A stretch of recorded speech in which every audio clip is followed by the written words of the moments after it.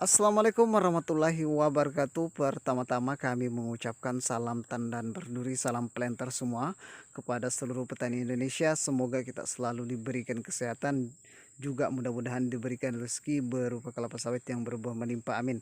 Oke, kawan-kawan, di video kali ini kami coba membahas tentang salah satu kegalauan kita sebagai petani sawit, yakni tentang apakah laku buah orange atau buah hijau atau buah Malaysia, dan ketika tidak laku, apakah yang menyebabkan buah ini tidak laku. Itu yang akan kita fokuskan di video kali ini, teman-teman. Tapi sebelum itu silahkan dibantu dulu channel kami supaya lebih berkembang lagi dengan cara mengklik tombol subscribe, dan jangan lupa dibagikan video ini, mudah-mudahan punya manfaat bagi kita semua. Oke, kalau sudah kawan-kawan, terima kasih. Kita lihat ini penampakan kelapa sawit milik kawan yang kebetulan banyak buah hijau atau buah oranye, teman-teman. Ini adalah bibit unggul, dan di video kali ini kita coba berdiskusi, dan saya harapkan kepada teman-teman semua yang menyimak video ini, silahkan berkomentar apakah di daerah teman-teman ini laku atau tidak. Jadi saya butuh sekali itu, karena untuk menjawab pertanyaan dari teman-teman semua tentang kegalauan kita tentang varietas sawit hijau atau sawit oranye semacam ini.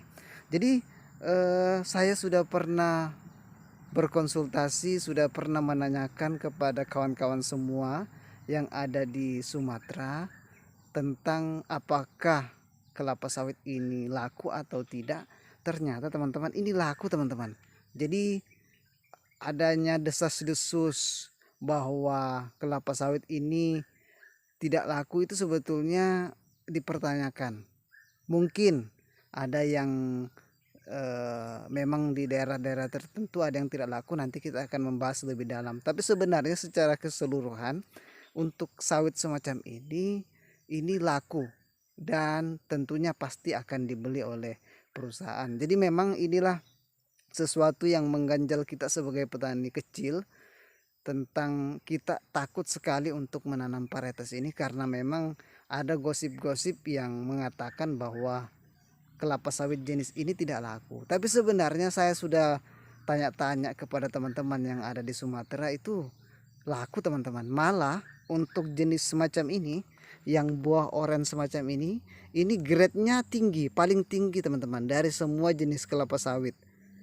Jadi untuk kadar minyak untuk kelapa sawit jenis ini paling tinggi. Makanya teman-teman yang ada di Sumatera itu, kelapa sawit jenis ini harganya mahal, yang paling mahal, teman-teman. Itu yang harus kita ketahui supaya membuka wawasan kita bahwa buah oren ini sebetulnya buah yang laku, dan tentunya ini harganya paling mahal dari jenis-jenis yang lain, dari buah-buah yang merah. Karena apa? Ini ternyata mempunyai kadar minyak yang paling tinggi dari jenis-jenis kelapa sawit yang lain. Itu mungkin bisa menjawab pertanyaan kegalauan kita tentang laku atau tidaknya. Ini ternyata laku, teman-teman. Ini malah harganya atau grade-nya paling tinggi, sehingga harganya akan lebih mahal dari kelapa sawit jenis yang lain. Misalnya yang buah merah, yang ketika masih mentah itu warnanya hitam. Nah, kalau ini kan ketika masih mentah ini warnanya hijau, dan ketika sudah mau matang itu warnanya sudah berubah orange. Oke.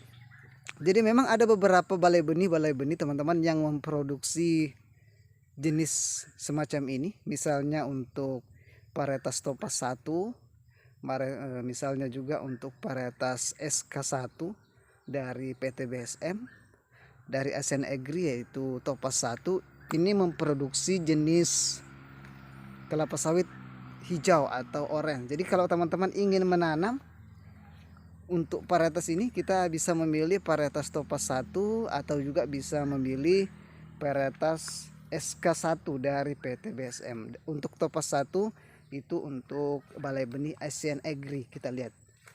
Ini untuk yang di video kali ini, teman-teman, kita review yang varietas Topaz 1. Jadi sebetulnya kita dianjurkan untuk tanam yang semacam ini, teman-teman. bukan kita takut. Karena apa? Grade-nya ini paling tinggi.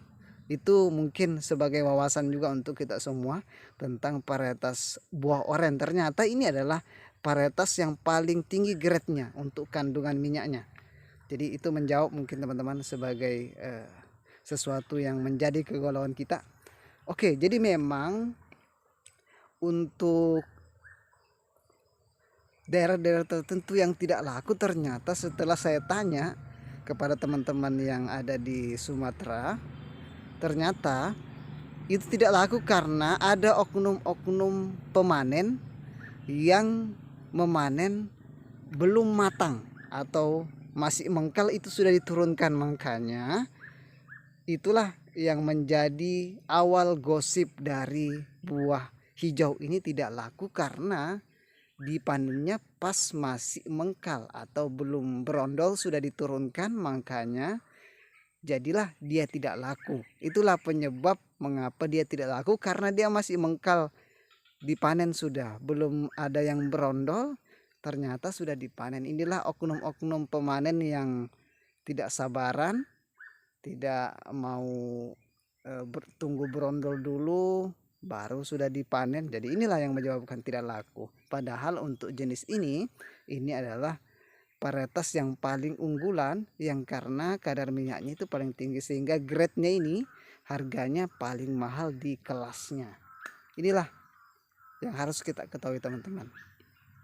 Oke, kita coba yang geser ke sana. Ini juga banyak yang di kelapa sawit di tempat kawan ini yang warnanya hijau-hijau, dan ketika matang ini warnanya orange. Kita lihat yang sebelah sana.